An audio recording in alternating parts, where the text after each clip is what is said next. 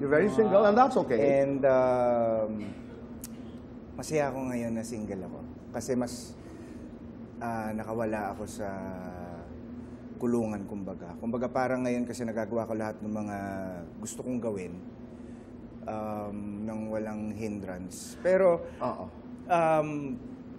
siyempre namimiss ko yung pakiramdam.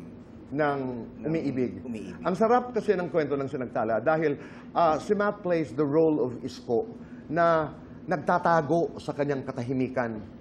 Oo, hindi naglalabas ng kanyang kwento, pero lahat ng kanyang his story, di ba? You're trapped in your own silence. Sabi nga ng mga material. And that's interesting. Kung may makakasama ka doon sa katahimikan na yon, pangalan halimbawa ng babae, kung bubuksan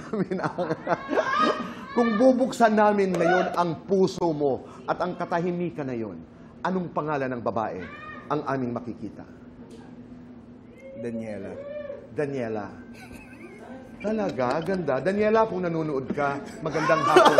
Magandang hapon sa'yo.